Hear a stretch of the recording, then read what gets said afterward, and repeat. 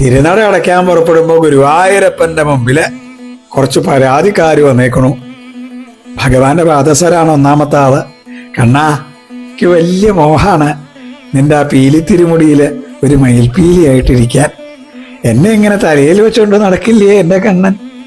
വനമാല പറയാ, നിന്നെ നന്നായിട്ട് കെട്ടിപ്പിടിക്കാനേ എനിക്ക് അരഞ്ഞാണാവാൻ പറ്റുമോ?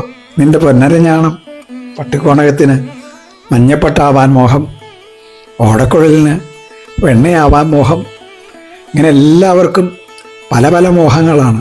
കണ്ണാ, ഒരു പരാതിയും പറയില്ല കേട്ടോ ഞാൻ.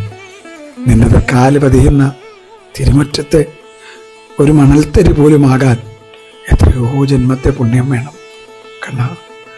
ആ തിരുമുറ്റത്തെ ഒരു മണൽത്തരിയാവാൻ അടിയന് ഭാഗ്യം തരണേ കൃഷ്ണ ഗുരുവായൂരപ്പ.